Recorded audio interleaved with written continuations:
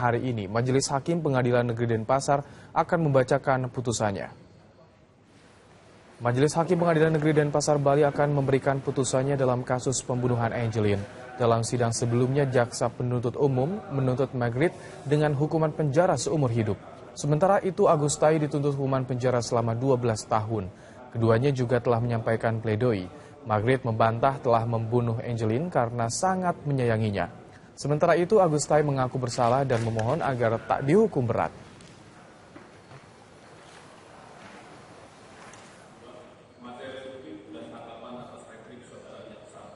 Saudara, dua terdakwa tewasnya bocah Angelin, Margaret Megawe dan juga Agustai Hamdamai akan ditentukan nasibnya hari ini. Majelis Hakim dijadwalkan membacakan putusan di Pengadilan Negeri Denpasar.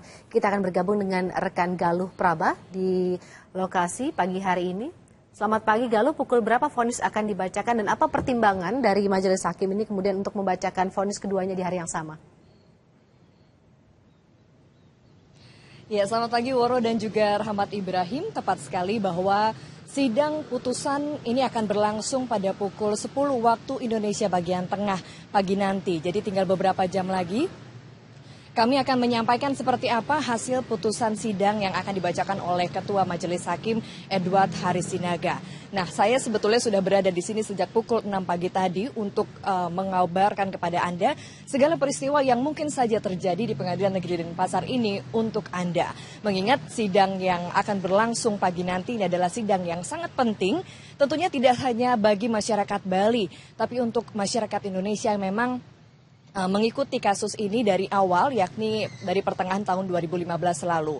Nah, sidang ini menjadi penting juga karena selain terjadi pada anak, kasus ini juga melakukan hal yang cukup kejam pada Angelin bila Anda ingat pada kasus-kasus sebelumnya. Pada sidang-sidang sebelumnya ini juga terbongkar beberapa fakta persidangan yang cukup mengerikan yang terjadi diberitakan oleh Margaret dan juga Agustai. Nah, kami juga informasikan bahwa sejak pagi tadi kami belum melihat adanya pengamanan resmi yang dilakukan oleh aparat kepolisian. Jadi penjagaan ini masih belum dilakukan. Padahal kalau saya melihat kasus ini sebetulnya adalah kasus cukup penting. Namun berdasarkan dari sidang-sidang sebelumnya yang saya ikuti, ini memang pengamanan dari kepolisian tidak begitu ketat. Hanya ada beberapa aparat, 4-5 aparat yang biasanya berjaga pada persidangan. Jadi bisa saja nanti persidangan ini dijaga tidak begitu ketat oleh pihak kepolisian. Namun kami masih belum tahu. Kami akan terus mengabarkan untuk Anda seperti apa nanti jalannya sidang berlangsung. Nah, selain itu pula, Ketua Majelis Hakim, kemudian Jaksa Penuntut Umum, dan juga tim kuasa hukum dari masing-masing terdakwa ini juga masih belum kami lihat ada di Pengadilan Negeri Denpasar.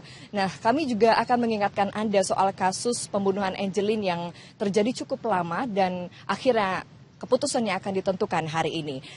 Sidang ini sendiri sudah berlangsung sejak sejak bulan Oktober 2015 lalu, di mana kasus ini bergulir sejak tanggal 16 Mei 2015, di mana Anda ingat bahwa Angelin dilaporkan hilang oleh ibu angkatnya sendiri, Margaret Megawe. Kabar hilangnya dari Angelin ini juga cukup menghebohkan masyarakat dan menyebar cepat di media sosial karena anak yang satu ini, Angelin ini juga menarik keprihatinan dari banyak orang. Namun yang mengejutkan masyarakat Indonesia dan Bali khususnya adalah ternyata mayat atau jenazah dari Angelin ini sendiri ditemukan pada tanggal 10 Juni 2015 di belakang rumah dari Margaret Megawe. Ya, demikian yang dapat kami informasikan. Kami akan kabarkan terus apa yang terjadi di Pengadilan Negeri Denpasar ini untuk Anda. Kembali ke studio. Terima kasih Galuh Praba dari Denpasar, Bali. Kita ke informasi lainnya, saudara. Ribuan massa dari 18 desa adat di Bali menduduki Jalan Tol Bali Mandara menolak reklamasi Teluk Benoa. Informasinya akan kami rangkai dengan informasi lain dari tanah air dalam Kilas Nasional.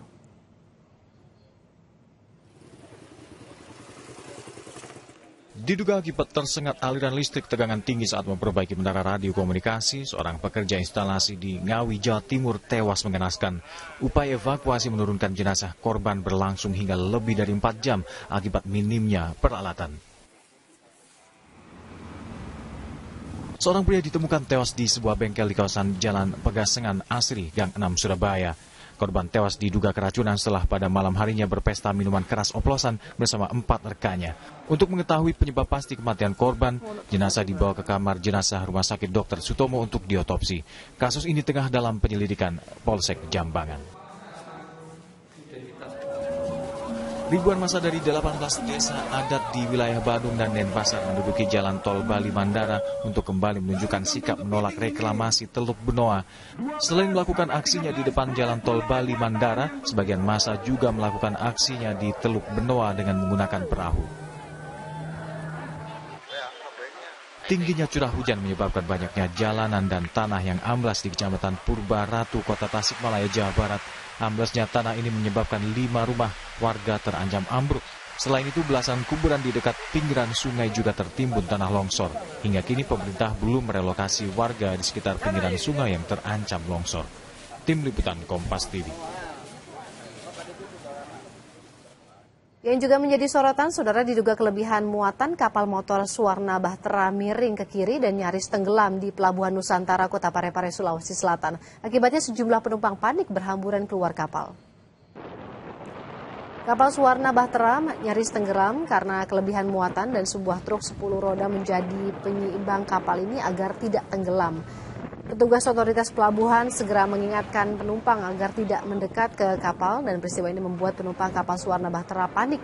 Sejumlah penumpang terpaksa harus turun dari kapal untuk menyelamatkan diri. Akibat kejadian ini, ratusan penumpang kapal Suwarna Bahtera yang akan ke Pulau Kalimantan terlantar.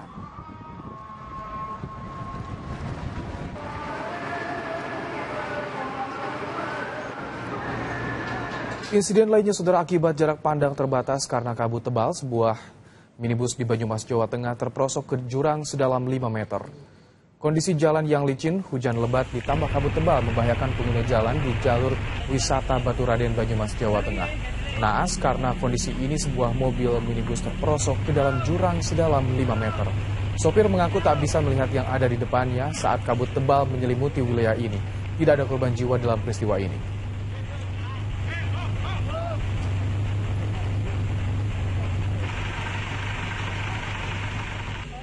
Saudara, Kompas Pagi masih akan kembali dengan sejumlah informasi, salah satunya